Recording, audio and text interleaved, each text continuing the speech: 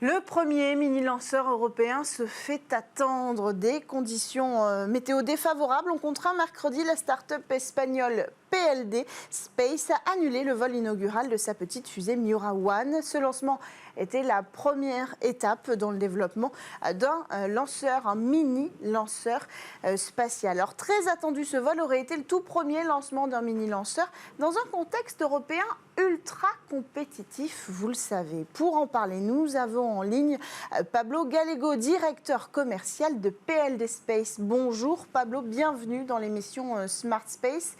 C'était la dernière fenêtre de tir du mois de mai et vous n'avez pas pu aller au bout du lancement. Racontez-nous. Oui, bonjour.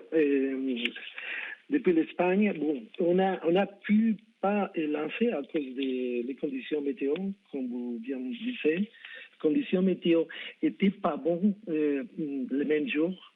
Et on a essayé. On a fait tout le nécessaire pour avoir l'opportunité au dernier moment des changements de la météo.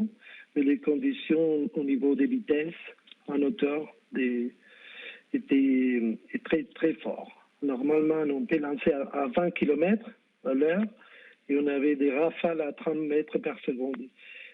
Avec cette condition, on a dû avorter le lancement, mais on a fait toutes les opérations jusqu'à être très au lancement. Alors, on est content qu'on a réussi à arriver au bout. Au bout, ça veut dire pour nous, on est très près au lancement, mais on n'est pas content surtout parce qu'on n'a pas réussi à lancer, mais on est prêt. Ça, c'est la partie positive. Quelle est la prochaine fenêtre de tir pour ce lanceur ? La prochaine fenêtre de tir, ça va être annoncé dans les jours qui viennent. On espère que ça sera dans une semaine au moins, mais on ne peut pas l'annoncer. Il faut attendre à les conditions météo surtout, et surtout à l'approbation du centre de lancement qui se trouve en Espagne, qui s'appelle INTA, et c'est l'autorité à la fin. Alors, si c'est si difficile d'avoir les bonnes conditions météo, c'est aussi dû aux dimensions du lanceur, en fait, qui est très sensible à ce qui va se passer et qui a un niveau de tolérance assez bas. C'est un peu des conditions un peu extrêmes. C'est pas normal.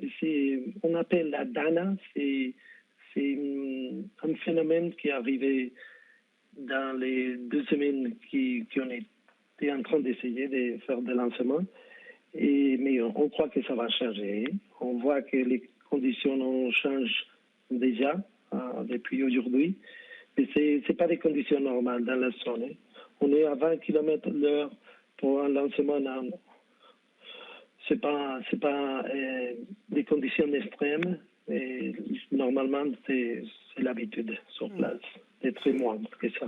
Alors Miura One, pour que le public comprenne bien, ce n'est pas le lanceur final. Finalement, c'est un démonstrateur. C'est pour ça que c'était aussi si important de le lancer pour arriver à votre produit final qui sera Miura 5. Racontez-nous. Oui, c'est ça.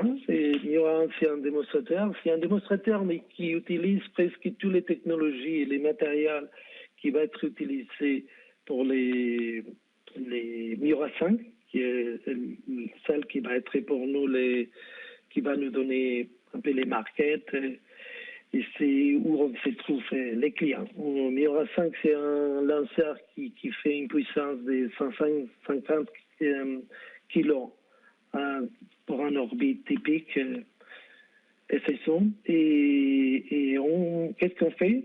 En ce moment, on déroule des tests avec ce petit lanceur qu'on appelle Miura 1. Et en parallèle, on développe Miura 5 qui est en phase de construction et qui sera prêt en 2025. Alors, on peut dire un mot avant de conclure. Ce lanceur, vous le développez avec l'accompagnement de l'espace et de l'Agence spatiale espagnole.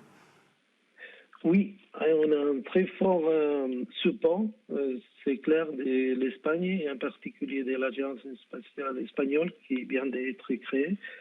On a eu 7 supports depuis presque les débuts, en petite vitesse, comme on dit en Espagne. On n'avait pas beaucoup de sous, on a dû démontrer beaucoup en privé, mais c'est vrai que ça nous aide beaucoup d'avoir ce support et surtout, ça se voit qu'il y a un intérêt, il y a un marché et je crois que ça va être très complémentaire pour toute l'Europe. ce type de lanceur. Ce sera très symbolique pour vous d'être les premiers à lancer un mini-lanceur dans la zone de l'Union européenne. Oui, on est super fiers, surtout l'équipe, on est 140 personnes. C'est pour nous les plus importants investisseurs pour la boîte et tous les clients qu'on aura et qu'on a, et surtout ceux qui ont investi comme tous les membres qu'on a.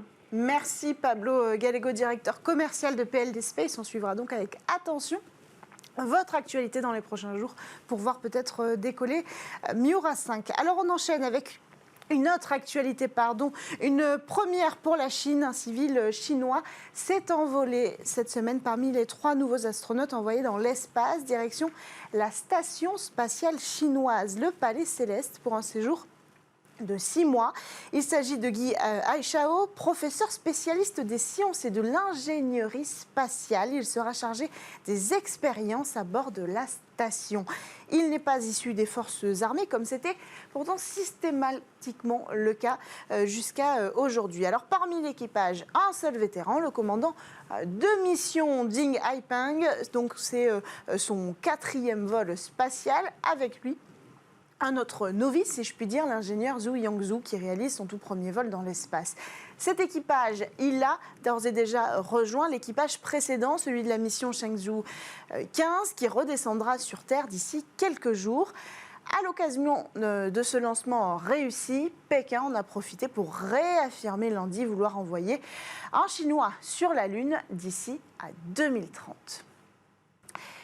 Airbus annonce le lancement réussi de son satellite de télécommunication Badr 8 depuis Cap Canaveral en Floride.